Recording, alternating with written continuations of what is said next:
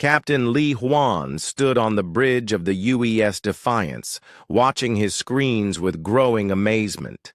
The alien ships were huge, much bigger than anything humans had ever built. They appeared out of nowhere, like ghosts becoming real in the darkness of space. "Sir, we're getting a message," said Lieutenant Bei Jun from his communication station. His voice was steady, but Li Huan could hear the excitement underneath. "They want to talk to Earth's leaders." Li Huan nodded. He had been expecting this day for years. Humans had been reaching out into space hoping to find other intelligent life. Now, it seemed, other intelligent life had found them first. The alien ships moved with perfect order. There were dozens of them, each one shaped like a crystal that caught starlight and threw it back in rainbow colors. The smallest ship was still 10 times bigger than the Defiance. The largest one looked like it could swallow a small moon.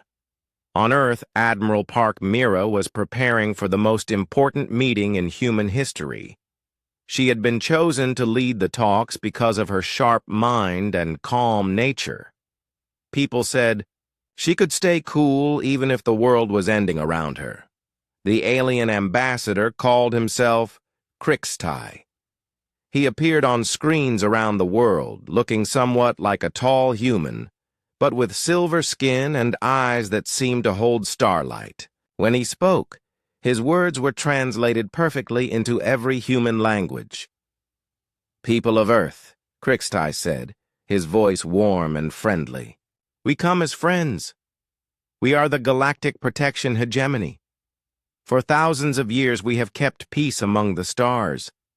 We have protected 847 different species from the dangers that lurk in the darkness between worlds."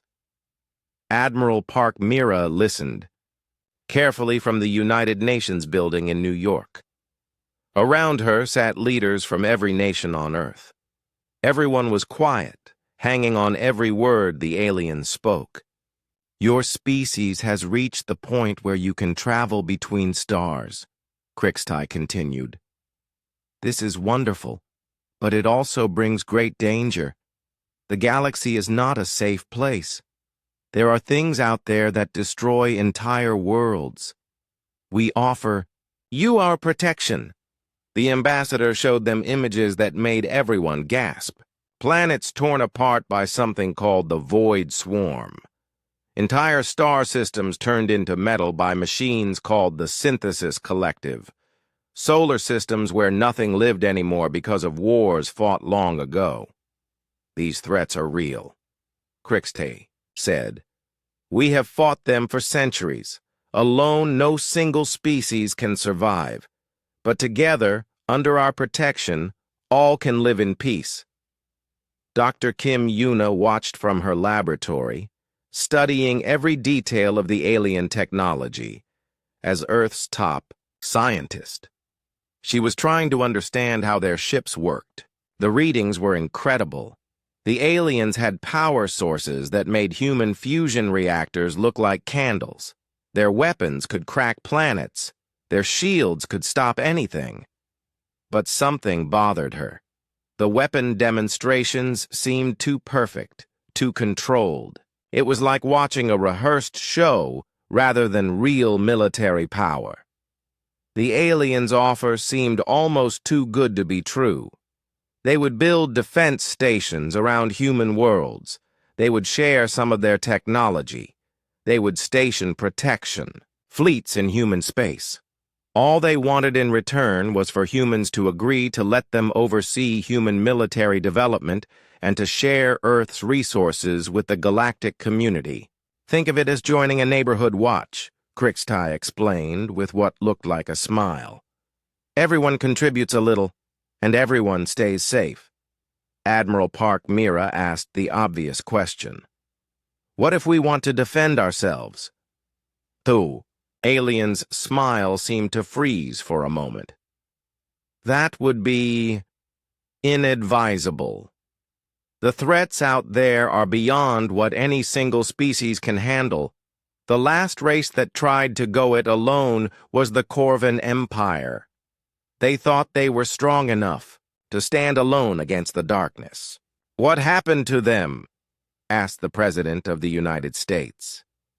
"They destabilized galactic peace," Krixtai said carefully. "They had to be contained for the safety of all. It was unfortunate, but necessary."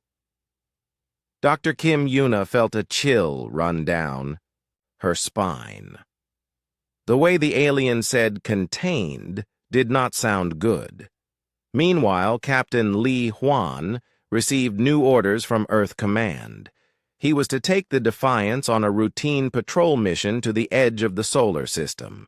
It seemed like a strange time for routine patrols, but orders were orders.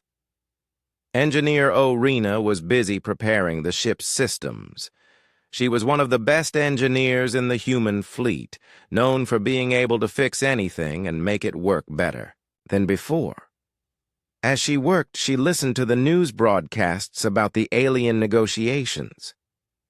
"Something feels wrong about this," she told Commander Choi Day, who was checking the ship's weapons systems.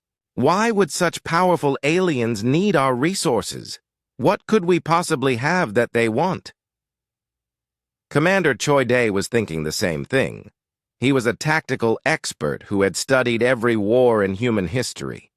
The aliens' approach reminded him of something he had read about in old history books. When strong nations wanted to take over weaker ones, they often offered protection first. Colonel Han Wu was drilling his Marines, preparing them for the patrol mission. He did not know why they might need combat-ready troops for a routine patrol, but he believed in being ready for anything. His soldiers were the best Earth had to offer, trained in every type of combat, from zero gravity to planetary assault.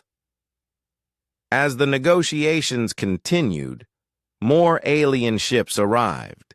They said it was to show their commitment to protecting Earth, but Lieutenant Bei-jun, who was monitoring all communications, noticed something strange. The alien ships were scanning everything. Every satellite, every space station, every defense platform around Earth was being examined in detail. Dr. Kim Yuna analyzed the scan patterns and made a disturbing discovery. The aliens were not just looking. They were mapping human defenses completely. They knew exactly how many weapons Earth had, where they were located, and how powerful they were. She tried to contact Admiral Park Mira, but the Admiral was in closed meetings with the aliens. All she could do was wait and hope that Earth's leaders would see what she was seeing. The alien offer looked generous on the surface: protection from terrible threats, advanced technology, and peace among the stars. But the more Dr. Kim Yuna studied the data, the more it looked like something else entirely. It looked like a trap. As the Defiance prepared to leave Earth orbit, Captain Li Huan wondered if he would return to find his home world still free. The aliens smiled and spoke of friendship, but their actions told a different story. In space, actions mattered more than words, and the actions he was seeing made him very worried indeed. Admiral Park Mira sat at the long table in the United Nations Assembly Hall. Around her were the most powerful leaders on Earth. Across from them sat Ambassador Krixtai and his team of alien advisors. The room was filled with tension that everyone could feel. The protection agreement was spread out on the table, hundreds of pages written in perfect human languages. The aliens had done their homework well. Every detail was explained, every benefit listed, every responsibility clearly marked. But Admiral Park Mira had not become Earth's top military leader by accepting things at face value. She had read every word of the agreement 3 times, and she had questions. "Before we sign anything," she said in her calm, clear voice. I need to know something. What happens if we decide to handle our own defense? The reaction was immediate. Every alien in the room went completely still. Ambassador. Krixtai's friendly smile disappeared for just a moment before coming back, but it looked forced now. The other aliens exchanged quick glances that they thought humans would not notice. Admiral, Krixtai said slowly, that would be most inadvisable. The galaxy is a dangerous place. No single species has ever survived alone against the threats that exist out there. But what if we wanted to try? Admiral Park Mira pressed. She leaned forward slightly, her eyes never leaving the alien ambassador's face. What would happen then? Another long pause. This time, Krixtai looked back at his advisors. One of them, a tall alien with blue skin, whispered something in their own language. Admiral Park Mira made a note to ask Lieutenant Bei Jun if they recorded that conversation. The last species that refused our protection was the Corvan Empire, Krixtai finally said. They were a proud people, much like humans in some ways. They believed they could stand alone against the darkness. And prompted the president of China. They became a problem, said the blue-skinned alien, speaking for the first time. Their independence destabilized the peace we had worked so hard to build. They developed weapons that were dangerous to galactic stability. What kind of weapons? Asked Dr. Kim Yuna, who had been allowed to attend as Earth's chief science advisor. The aliens looked uncomfortable. Unpredictable ones, Krixtai said. Chaotic designs that did not follow proper military doctrine. They made warfare messy. Admiral Park Mira filed that answer away in her mind. In her experience, unpredictable and chaotic were often just other words for effective. So what happened to the Corvan Empire? She asked. They were contained, the blue alien said firmly, for the safety of all civilized species. It was regrettable but necessary. Contained how? Silence filled the room. The aliens clearly did not want to answer that question. Meanwhile, far out at the edge of the solar system, Captain Li Huan was discovering something that would change everything. The Defiance had been ordered to investigate a strange signal that Earth's deep space sensors had detected. What they found was not what anyone expected. "Sir," called Engineer O'Rena from her station, "you need to see this. We've got a derelict ship out here. It's not human, but it's not like the hegemony ships either." Captain Li Huan moved to the main viewer. The ship floating dead in space was smaller than the alien vessels orbiting Earth, but it had an aggressive, predatory look that the hegemony ships lacked. Where the hegemony ships were smooth and crystalline, this one was angular and covered in what looked like armor. "Can we board it?" Li Huan asked. "The hull is breached in several places, but life support looks intact in some sections," reported Commander Choi Day. "I can take a team over." An hour later, Commander Choi Day and a squad of Marines were exploring the alien derelict. The ship was clearly ancient, but its technology was still impressive. More importantly, they found what looked like a computer core that was still partially functional. "Sir," came Choi Day's voice over the radio, "you're going to want to hear this. I found records. This ship belonged to something called the Corvan Empire." Captain Li Huan felt his blood run cold. The same empire that Ambassador Krixtai had mentioned as being contained. "Can you access their data?" "Working on it now." O'Rena's technical expertise is paying off. She's managed to interface our systems with theirs. There was a long pause. Sir, this is incredible. These records, they talk about a war with the hegemony. But that's not the interesting part. What is? They mention humans. A single human ship that somehow ended up in their space 300 years ago. According to these logs, that ship completely changed how the Corvins fought wars. Back on Earth, Lieutenant Bei Jun was doing his own investigation. While everyone was focused on the negotiations, he had been quietly monitoring all the alien communications he could detect. What he found was disturbing.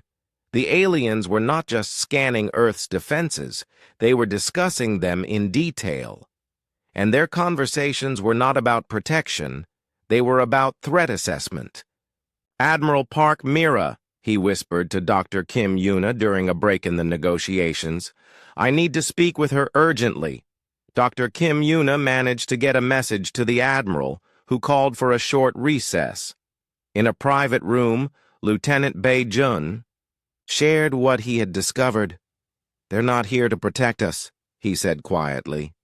They're here to evaluate us. Every scan, every question, every demonstration, it's all been a military assessment. Dr. Kim Yuna nodded grimly. I suspected as much. Their technology demonstrations were too controlled, too perfect.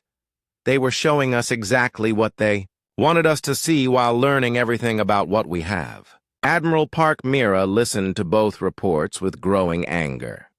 Then her communication device chimed with an urgent message from Captain Li Huan at the edge of the solar system. The message was short, but shocking.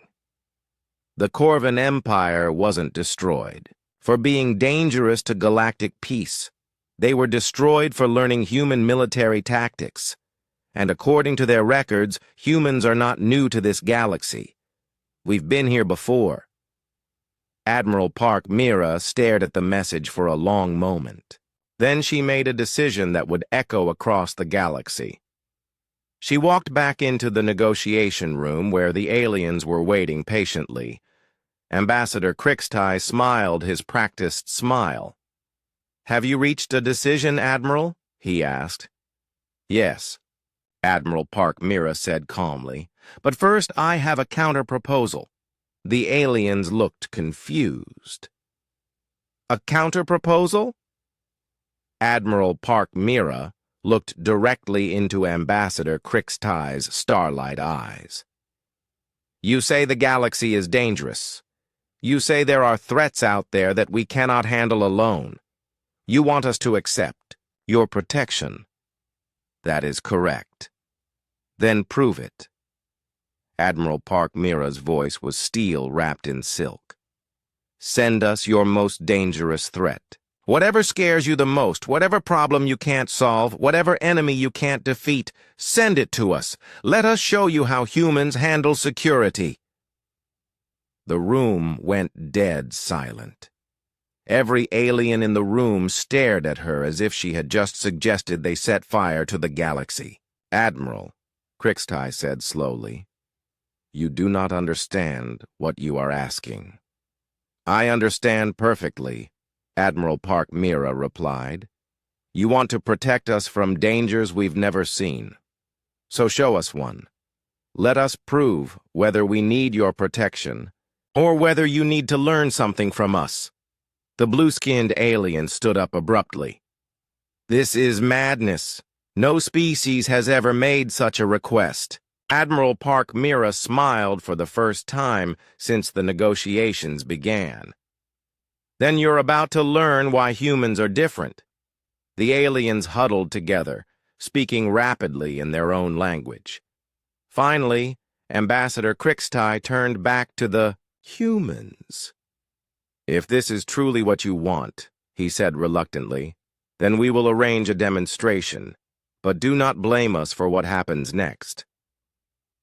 We won't, Admiral Park Mira said confidently, because whatever you send us, we're going to handle it our way. The aliens did not look happy about this development, but they had backed themselves into a corner with their own words, and now they had to follow through. Admiral Park Mira had just changed the rules of the game, and across the galaxy, other species would soon learn that when humans change the rules, everyone else has to learn how to play differently. 3 days later, Admiral Park Mira stood in the command center watching the most terrifying thing she had ever seen approach Earth. The hegemony had kept their word. They had sent humanity a threat that would test whether humans truly needed protection. The Nexus Fortress was the size of a small moon. Its dark metal surface was covered with weapon systems that could destroy planets. Energy readings from the massive structure made Earth's most powerful weapons look like toys in comparison. "Ma'am," reported Lieutenant Bei-jun, his voice tight with concern, "the alien ships are moving to a safe distance. They're telling us this fortress has been malfunctioning for over 50 years. It attacks any ship that comes near it." Ambassador Wei. Krixtai appeared on the main screen, his face grave. "Admiral Park Mira, this is the Nexus Fortress. It was one of our greatest defensive platforms until it went rogue. No force in the galaxy has been able to stop it. We hope this demonstration will show you why individual species need our protection."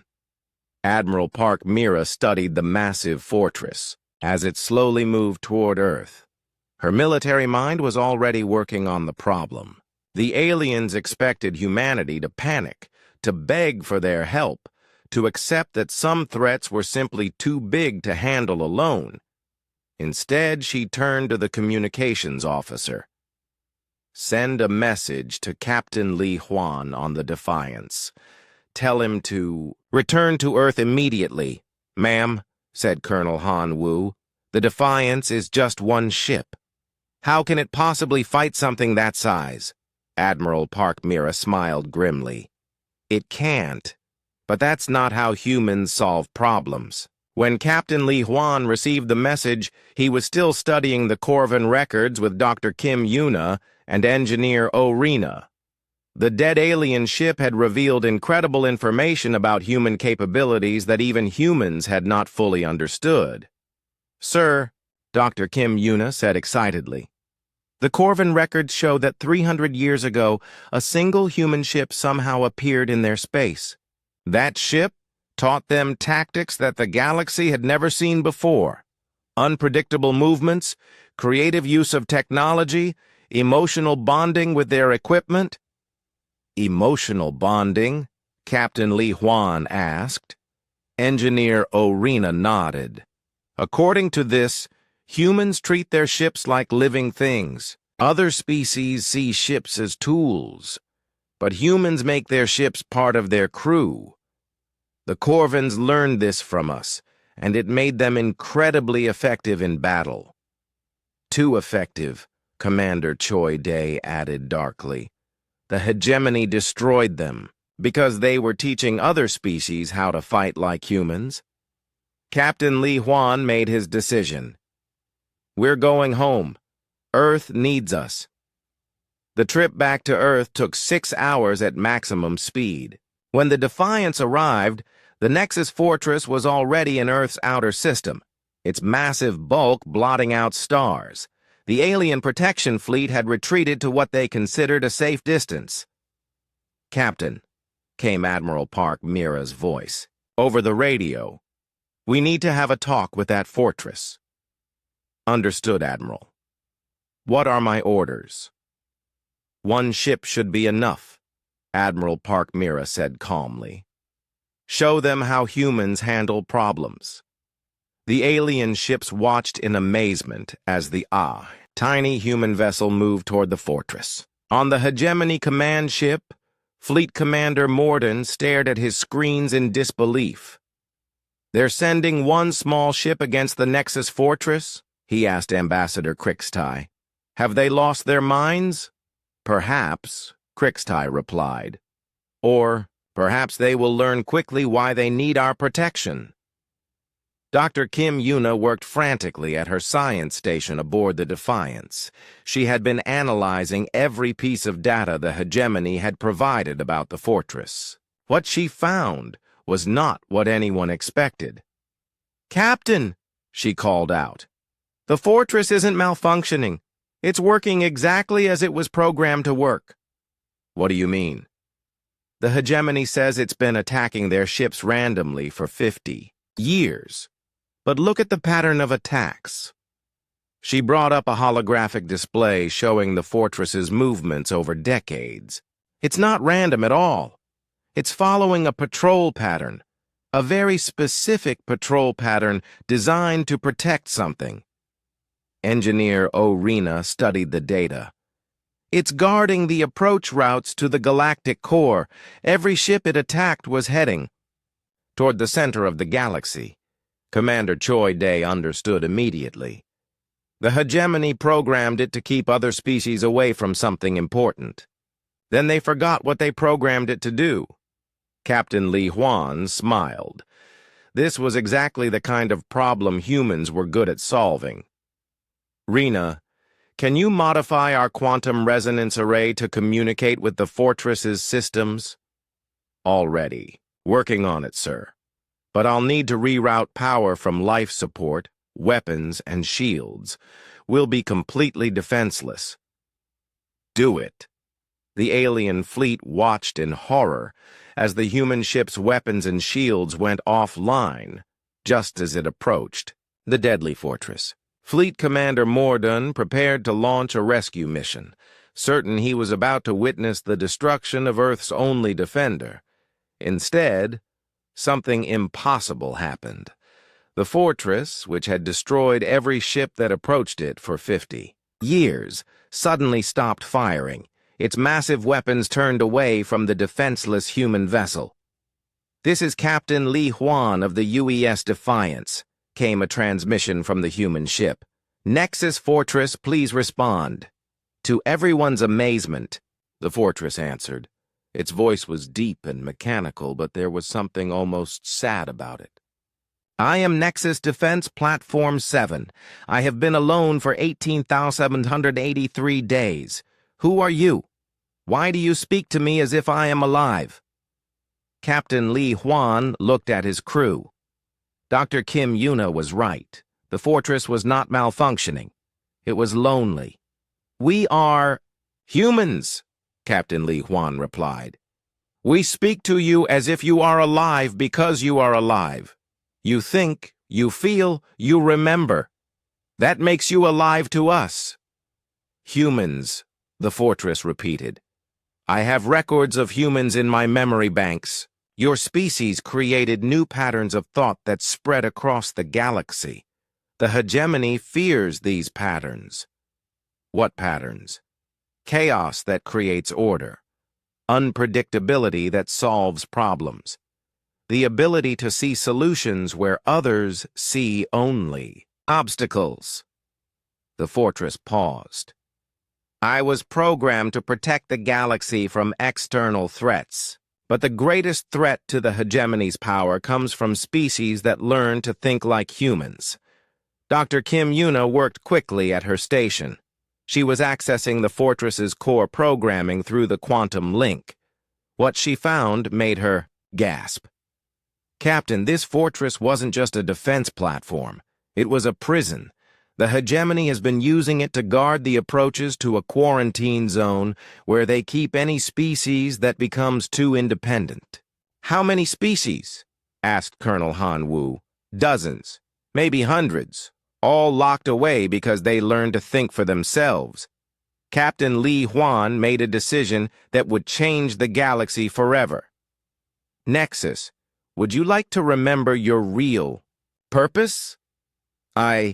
Yes. I have been confused for so long.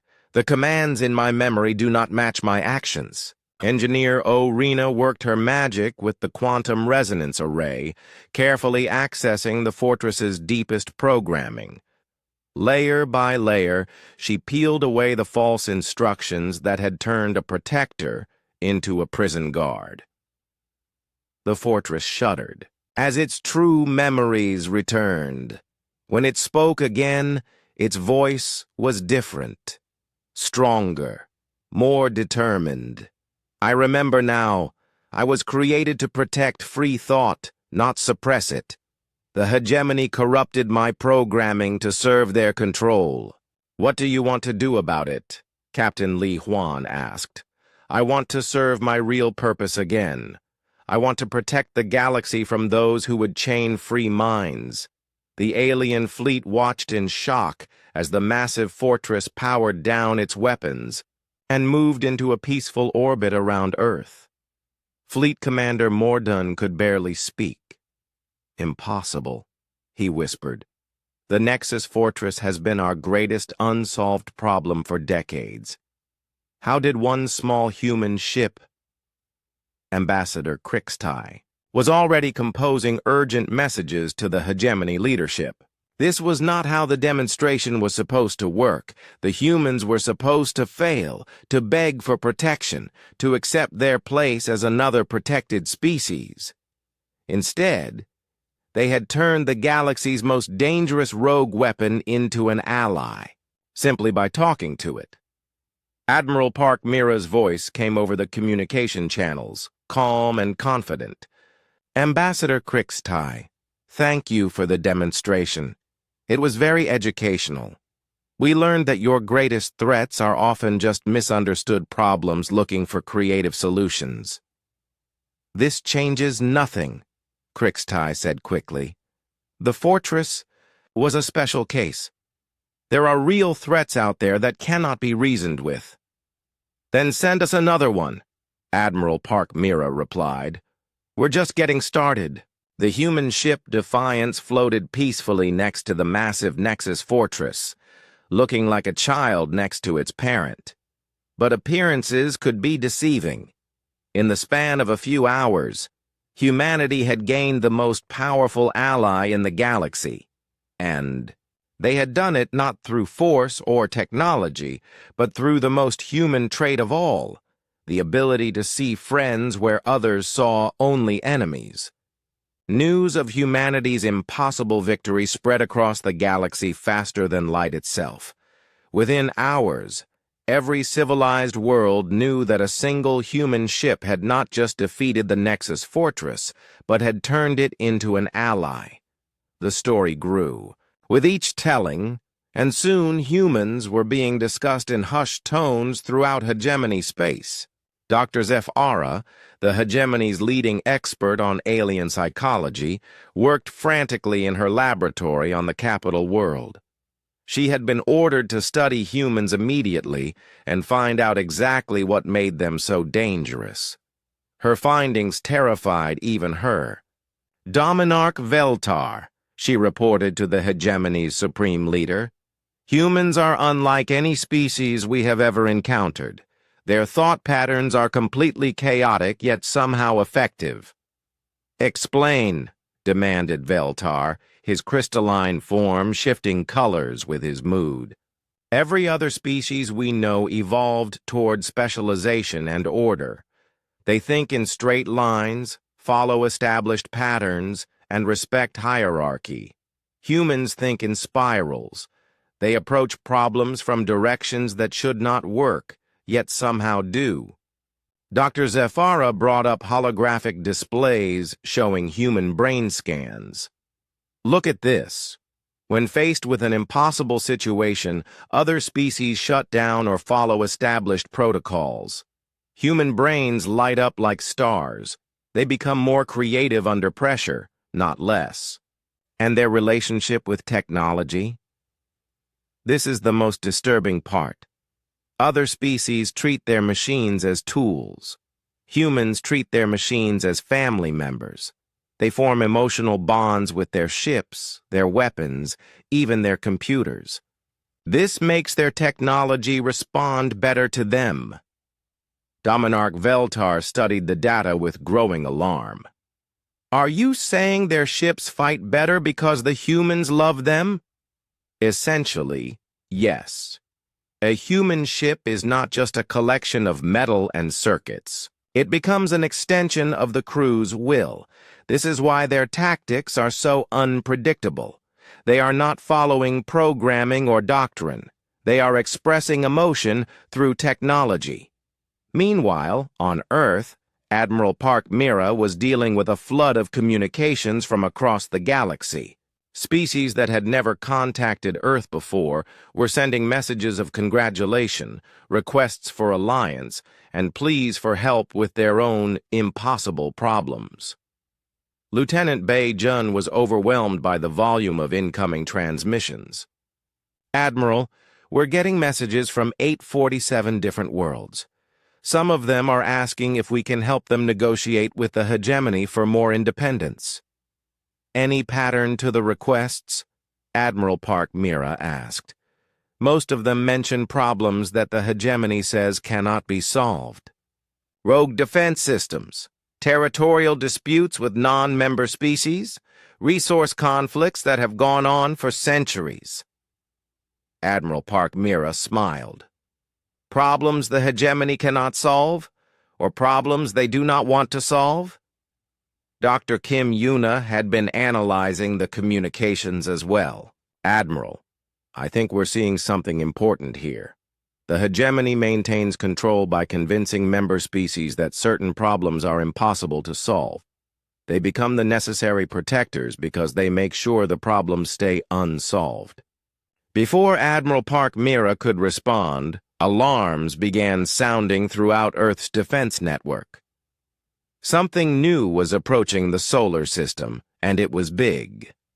Captain Li Huan, still orbiting Earth with the Nexus Fortress, was the first to spot the approaching threat. "Admiral, we've got multiple contacts incoming.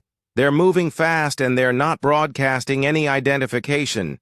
The Nexus Fortress's ancient sensors were far more powerful than anything on human ships." "Captain Li Huan," came the Fortress's deep voice, "I am detecting a void swarm scout formation. 12 hunter-killers and 1 command vessel. They will reach Earth in 4 hours. Ambassador Krixtai's voice crackled over the emergency channels.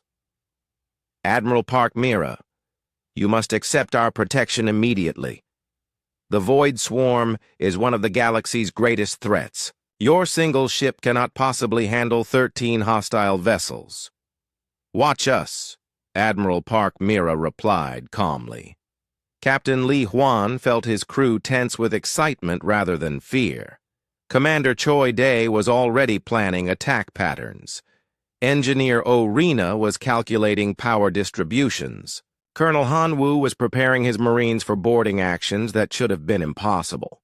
"Sir," Dr. Kim Yuna said from her science station, "I've been studying the hegemony's records on the Void Swarm. They always fight them the same way.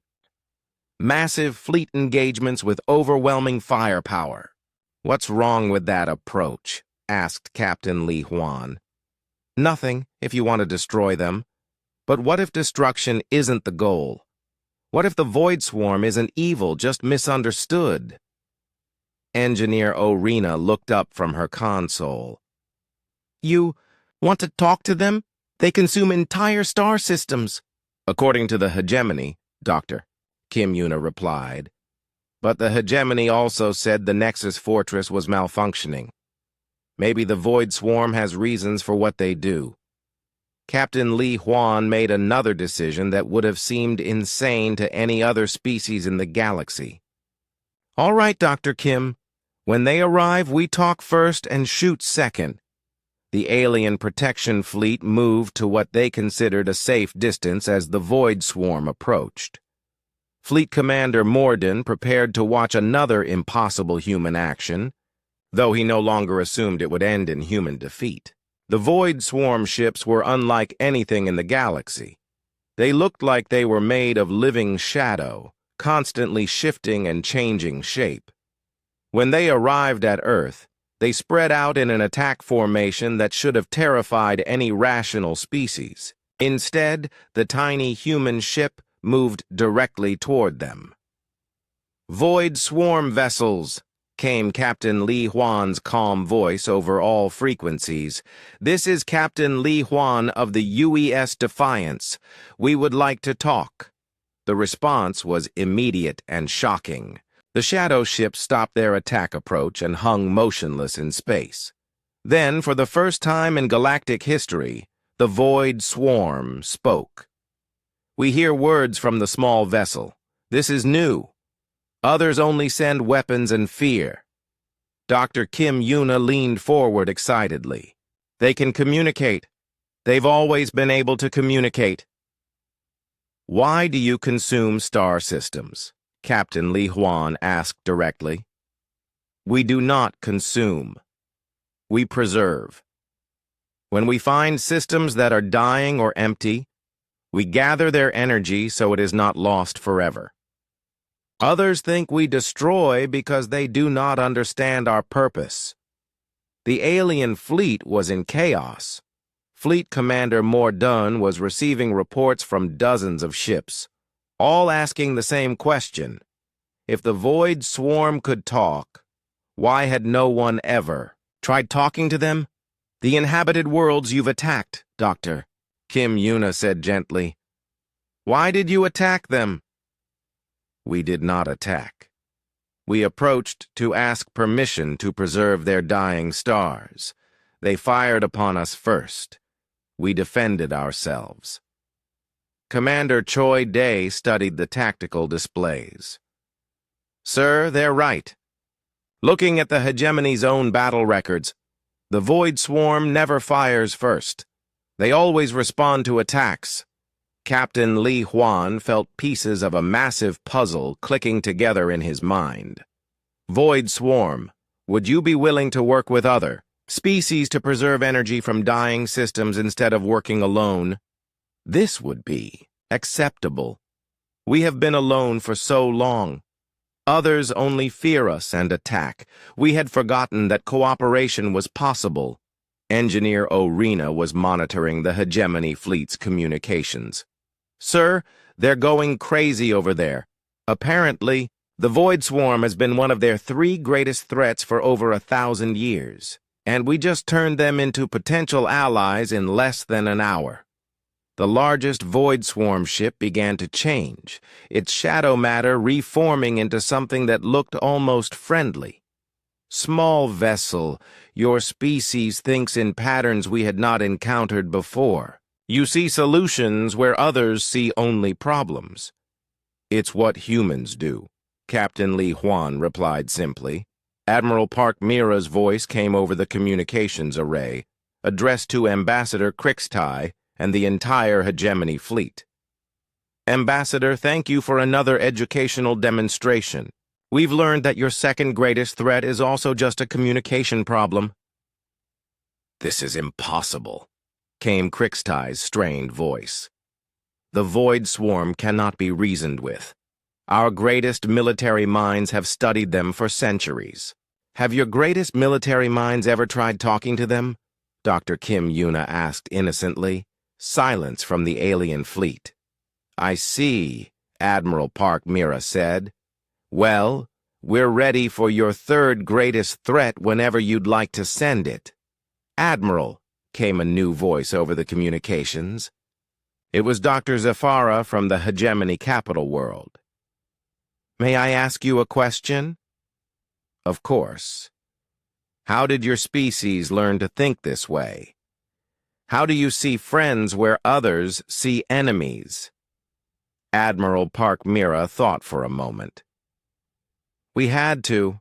For most of our history, we were stuck on one small world with limited resources. We learned that cooperation was more effective than conflict.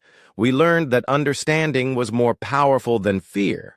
And most importantly, we learned that there's always another way to solve a problem if you're willing to think differently."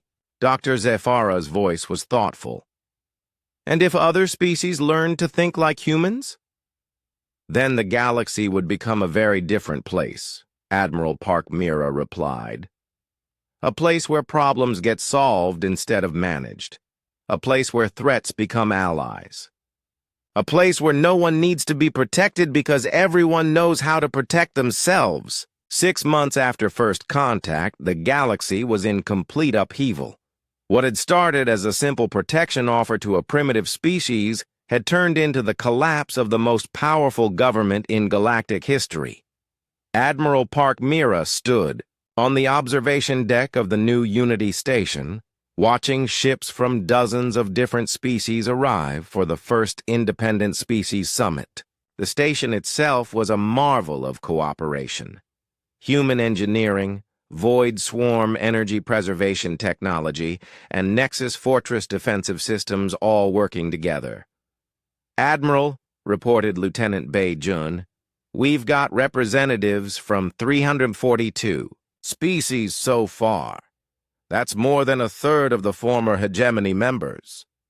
Admiral Park Mira nodded. The Independence Cascade, as historians were already calling it, had started small. One world declaring autonomy, then another, then entire star systems. The hegemony's careful system of control had unraveled faster than anyone thought possible. "Any word from the hegemony leadership?" she asked. "Dominarch Veltar has been sending increasingly desperate messages. He's threatening to declare humanity a galactic threat and authorize protective intervention." Admiral Park Mira smiled grimly. "Let him try. He's about to learn why that's a very bad idea." Dr. Kim Yuna approached with a data pad full of reports. "Admiral, I've been analyzing the pattern of independence declarations. It's not random. Species are breaking free in clusters based on shared problems that the hegemony claimed were unsolvable, such as territorial disputes that have lasted centuries, resource conflicts that the hegemony mediated but never resolved, trade disagreements that somehow always favored hegemony contractors." Dr. Kim Yuna shook her head. "The more we dig, the more obvious it becomes that the hegemony was not protecting these species from external threats. They were protecting them from solving their own problems." Captain Li Huan's voice came over. The communication system from his ship, now flagship of the growing Earth Defense Fleet. "Admiral, we're getting reports of hegemony task forces moving toward several newly independent worlds. It looks like they're planning to restore order by force." "How many ships?" "Over 3,000. It's the largest military deployment in hegemony history." Admiral Park Mira felt a familiar calm settle over her. This was the moment she had been preparing for since the first day the aliens arrived at Earth. "Captain, activate the Corvin archive." Over the past 6 months, human teams working with the Nexus Fortress had located and freed dozens of species imprisoned in the quarantine zones. Among them were survivors of the Corvin Empire, still alive after 3 centuries of captivity. Their military records had been invaluable in understanding how the hegemony really operated. The Corvin archive was broadcast simultaneously to every world in the galaxy. Detailed records of hegemony military operations, documentation of species that had been contained for becoming too independent, and evidence of systematic suppression of technological and social development. The reaction was immediate and devastating. The hegemony capital world, Dominarch Veltar watched his empire crumble in real time. Hundreds of worlds were declaring independence every hour. Military units were refusing orders. Even core hegemony species were demanding explanations for the crimes revealed in the archive. "Sir," reported his aide, "the human admiral is broadcasting on all frequencies." Admiral Park Mira's image appeared on screens across the galaxy. Her voice was calm and reasonable, but her words carried the weight of absolute certainty. "People of the galaxy," she began, "today you have seen the truth about the system that has governed you for thousands of years. The hegemony did not protect you from threats. They protected themselves from your potential. Every species that was destroyed or contained had one thing in common. They had learned to solve their own problems. They had developed the independence and creativity that the hegemony feared above all else. Today, that fear ends. Today, we begin building a galaxy based on cooperation instead of control, on mutual aid instead of dependence, on the understanding that every species has something valuable to contribute. Dominarch Veltar activated his own emergency broadcast, his crystalline form flickering with desperate energy. The humans are a galactic threat. They destabilize the order that has kept peace for millennia. All loyal species must unite to contain this menace before they destroy civilization itself. The response was not what he expected. Captain Li Huan, now commanding a fleet of ships from dozens of species, appeared on the same channel. Dominarch Veltar, with respect, the old order kept peace by preventing growth. Real peace comes from justice, understanding, and the freedom to choose your own path. You cannot maintain galactic stability with your chaotic methods, Veltar protested. Then let's test that theory, Captain Li Huan replied calmly. You have 3,000 ships heading toward independent worlds to restore your control. We have representatives from those worlds who would like to negotiate a peaceful solution. Which approach do you think will create more stability? Dr. Zephyra, who had been quietly broadcasting her research on human psychology, chose that moment to release her final report. Citizens of the galaxy, she said, I have spent months studying humans and their methods. What I discovered will change how we think about civilization itself. Humans do not seek to control others because they understand that forced control creates weakness, not strength. They do not fear chaos because they have learned that apparent chaos often contains hidden order. Most importantly, they do not fear other species becoming strong because they know that strength shared is strength multiplied. Engineer Orina was monitoring the massive hegemony fleet as it approached the first independent world. Sir, she reported to Captain Li Huan, their formation is completely rigid. They're following standard hegemony battle doctrine exactly. Which means, asked Commander Choi Day. Which means they're predictable, Colonel Han Wu answered with a grin, and humans have never been good at being predictable. The confrontation came at a world called Kepler's Hope, a farming planet that had declared independence after learning that the hegemony had been suppressing their agricultural technology to maintain food dependence. The massive hegemony fleet arrived in overwhelming force, expecting immediate surrender. Instead, they found a small human vessel waiting alone in orbit. Hegemony fleet, came Dr. Kim Yuna's voice from the science ship Terra Nova. We'd like to discuss a peaceful resolution to this situation. Fleet Commander Mordoon, leading the hegemony force, recognized the human communication style by now. Dr. Kim, you have one small ship against 3,000. Surrender now, and we will show mercy. Actually, Dr. Kim Yuna replied cheerfully, we have something better than numbers. We have an idea. What happened next became legend throughout the galaxy. Dr. Kim Yuna did not fight the hegemony fleet. Instead, she broadcast the complete technical specifications for advanced agricultural technology that would allow every world in the galaxy to be completely food independent. The information was accompanied by detailed instructions for dozens of other technologies that would make planetary populations self-sufficient in energy, manufacturing, and defense. All free, all available to anyone who wanted them.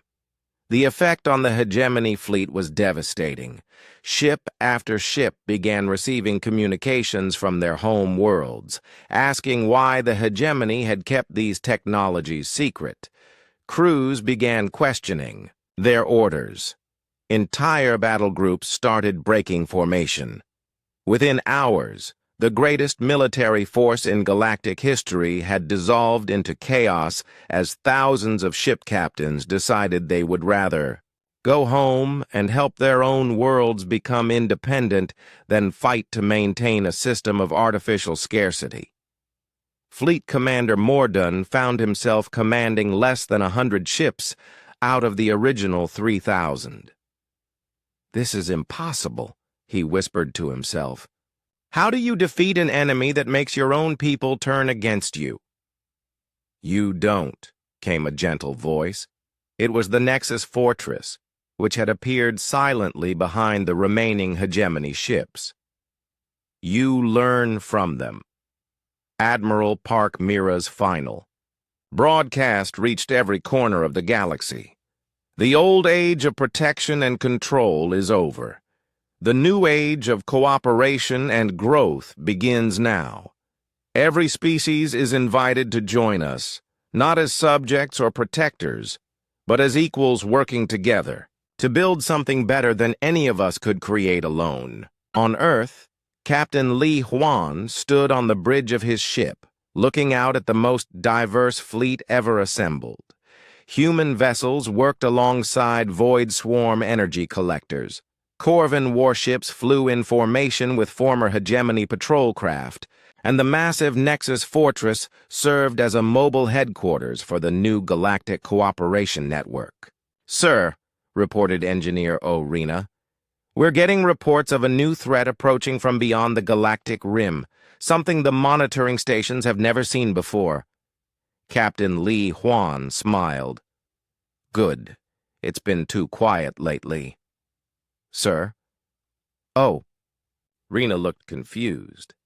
"This thing is supposed to make the Void Swarm look tiny." "Even better," Captain Li Huan replied. "That means we'll need everyone working together to figure out how to make friends with it." Admiral Park Mira's voice came over the fleet communications, carrying the calm confidence that had started a galactic revolution. "All ships, this is Admiral Park Mira. We have a new challenge approaching. Prepare for first contact protocols."